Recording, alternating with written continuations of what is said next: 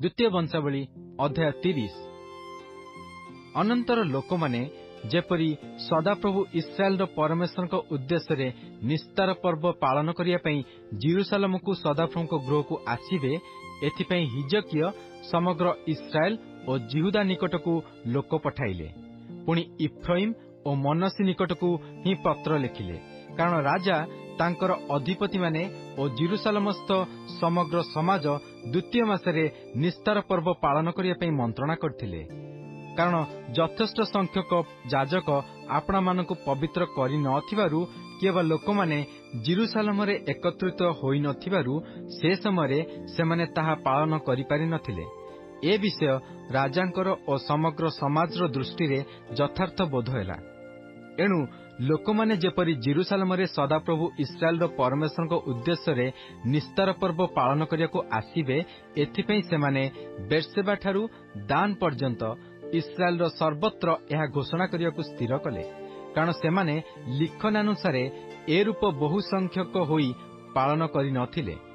तहिरे दूत माने राजा और तांकर अधिपति मानक ठारू पत्र नहीं इस्राएल और जिहुदार सर्वत्र गमन करी राजाज्ञानुसार एही कथा कहिले, हे इस्राएल संतानगण, तुहे माने अब्राहम और इसहाक और इस्राएल परमेश्वर सदाप्रभु प्रति पुनर्बार फेर।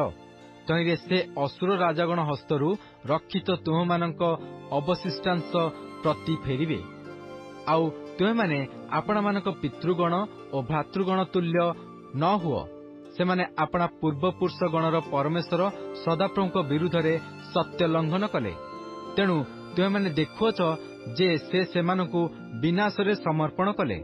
तुहे माने आपण मानक पितृलोकଙ୍କ तुल्य शक्तग्रीव न हुओ। मात्र तुमମାନଙ୍କ उपरु ताहांकर प्रचंड क्रोध जेपरि निवृत्त हेबो, एथिपई आपणा मानंकु सदाप्रभुंकर बसीभूत कर और से चिरकाल निमंते जो स्थान पवित्र करियछंती ताहांकर सेही धर्मधामरे प्रवेश करी सदाप्रभु तुमମାନଙ୍କ परमेश्वरंकर सेवा कर। कारण तुम माने जेबे पुनर्बार सदाप्रभुଙ୍କ प्रति फेरिबो, तेबे तुमମାନଙ୍କ भ्रातृगण और संतानगण जेउ मानक द्वारा बंदी रूपे नीत होइछंती सेमानक दृष्टि रे दया प्राप्त हेबे और पुनर्बार एही देश को आसीबे। जेणु सदाप्रभु तुमମାନଙ୍କ परमेश्वर कृपामय और दयालु अटंती। जेबे तुहे माने ताहांक प्रति फेरिबो, तेबे से तुमମାନଙ୍କ ठारू आपणा मुख फेराइबे नहीं। तहु दूत माने इफ्राइम और मनसी देश देई सबुलुन पर्यंत नगर को नगर गमन कले। मात्र लोक माने सेमानकु उपहास करी विद्रूप कले। तथापि आशेर और मनसीर और सबुलुन केतक लोक आपणा मानकु नम्र करी जेरूसालेम को आसिले। मध्य सदाप्रभुଙ୍କ वाक्यानुसार राजांकर और अधिपति मानकर आज्ञा पालन करिया पई जिहुदार लोकमानकु एकचित हेबाकु परमेश्वरଙ୍କ हस्त सेमानक मध्य विद्यमान हैला। तहु द्वितीय मासरे ताड़ीशून्य रोटीर पर्व पालन करिया पई अनेक लोकर अति महासमाज जेरूसालेम रे एकत्रित हेले। पुणी सेमाने उठी जेरूसालेमस्थ यज्ञवेदी सबु दूर कले और धूपदाहार्तक यज्ञवेदी सबु दूर करी किद्रोण नदी रे निक्षेप कले। एउतारे सेमाने द्वितीय मासर चतुर्दश दिन रे निस्तार पर्वर बलि बध कले। तहिरे जाजक माने और लेवीय माने लज्जित होई आपण मानकु पवित्र कले और सदाप्रभुଙ୍କ गृह को होम बलि आनिले। आउ सेमाने परमेश्वरଙ୍କ लोक मोसांकर व्यवस्था अनुसार श्रेणीक्रमे आपणा आपणा स्थान रे ठिया हेले। जाजक माने लेवीय मानक हस्तरू रक्त ग्रहण करी सेचन कले। कारण समाज मध्यरे अनेक लोक आपणा मानकु पवित्र करि नथिले। एहेतु सदाप्रभुଙ୍କ उद्देश्य रे पवित्र करियाकु प्रत्येक असुचि लोक निमंते निस्तार पर्वर बलि बध करियर भार लेवीय मानक उपरे थिला। असंख्य लोक अर्थात इफ्राइम और मनसी, इसाखर और सबुलुन मध्यरु अनेके आपणा मानकु सूची करि नथिले। तथापि सेमाने लेखार विपरीत रे निस्तार पर्वर बलि भोजन कले।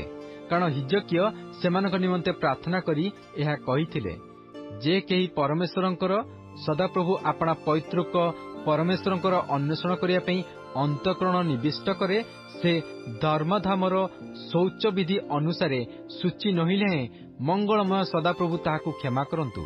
पुणी सदाप्रभु हिजकियंकर वाक्य କର୍ଣ୍ଣପାତ କଲେ ଓ ଲୋକମାନଙ୍କୁ ସୁସ୍ଥ କଲେ। ଏହି ରୂପେ ଜେରୁସାଲେମରେ ଉପସ୍ଥିତ ଇସ୍ରାଏଲର ସନ୍ତାନଗଣ ମହାନନ୍ଦରେ 7 ଦିନ ତାଡ଼ିଶୂନ୍ୟ ରୋଟିର ପର୍ବ ପାଳନ କଲେ। ପୁଣି ଲେବୀୟମାନେ ଓ ଯାଜକମାନେ ସଦାପ୍ରଭୁଙ୍କ ଉଦ୍ଦେଶ୍ୟରେ ଉଚ୍ଚ ବାଦ୍ୟଧ୍ୱନିରେ ଗାନ କରି ପ୍ରତିଦିନ ସଦାପ୍ରଭୁଙ୍କର ପ୍ରଶଂସା କଲେ। ଆଉ ଯେଉଁ ସକଳ ଲେବୀୟ ଲୋକ ସଦାପ୍ରଭୁଙ୍କ ସେବା କାର୍ଯ୍ୟରେ ସୁଦକ୍ଷ ଥିଲେ, ସେମାନଙ୍କୁ ହିଜକିୟ ଚିତ୍ତପ୍ରବୋଧକ କଥା କହିଲେ। ତେଣୁ ସେମାନେ ପର୍ବର 7 ଦିନ ଯାକ ମଙ୍ଗଳାର୍ଥକ ବଳି ଉତ୍ସର୍ଗ କରି ଭୋଜନ କଲେ ଓ ସଦାପ୍ରଭୁ ସେମାନଙ୍କ ପୈତୃକ ପରମେଶ୍ୱରଙ୍କ ନିକଟରେ ସ୍ୱୀକାର କଲେ। ଏ ଉତ୍ତାରେ ଆଉ 7 ଦିନ ପାଳନ କରିବା ପାଇଁ ସମଗ୍ର ସମାଜ ପରାମର୍ଶ କଲେ। ପୁଣି ସେମାନେ ସେହି 7 ଦିନ ଆନନ୍ଦରେ ପାଳନ କଲେ। ଏଣୁ ଜିହୁଦାର ରାଜା ହିଜକିୟ ଉପହାର ନିମନ୍ତେ ସମାଜକୁ 1,000 ବୃଷ ଓ 700 ମେଷ ଦେଲେ। ଆଉ ଅଧିପତିମାନେ ସମାଜକୁ 1,000 ବୃଷ ଓ 10,000 ମେଷ ଦେଲେ। ପୁଣି ଯାଜକମାନଙ୍କ ମଧ୍ୟରୁ ଅନେକେ ଆପଣାମାନଙ୍କୁ ପବିତ୍ର କଲେ। ପୁଣି ଯାଜକ ଓ ଲେବୀୟମାନଙ୍କ ସହିତ ଜିହୁଦାର ସମଗ୍ର ସମାଜ ଓ ଇସ୍ରାଏଲ ମଧ୍ୟରୁ ଆଗତ ସମଗ୍ର ସମାଜ, ପୁଣି ଇସ୍ରାଏଲ ଦେଶରୁ ଆଗତ ଓ ଜିହୁଦା ନିବାସୀ ବିଦେଶୀଗଣ ଆନନ୍ଦ କଲେ। ଏହି ରୂପେ ଜେରୁସାଲେମରେ ମହାନନ୍ଦ ହେଲା, କାରଣ ଇସ୍ରାଏଲର ରାଜା ଦାଉଦଙ୍କର ପୁତ୍ର ସଲୋମନଙ୍କ ସମୟଠାରୁ ଜେରୁସାଲେମରେ ଏପରି ଆଉ ହୋଇନଥିଲା। ଏ ଉତ୍ତାରେ ଲେବୀୟ ଯାଜକମାନେ ଉଠି ଲୋକମାନଙ୍କୁ କଲ୍ୟାଣ କଲେ। ପୁଣି ସେମାନଙ୍କ ରବରେ ମନୋଯୋଗ କରାଗଲା ଓ ସେମାନଙ୍କ ପ୍ରାର୍ଥନା ତାହାଙ୍କ ପବିତ୍ର ବାସସ୍ଥାନ ସ୍ୱର୍ଗ ପର୍ଯ୍ୟନ୍ତ ପ୍ରବେଶ କଲା।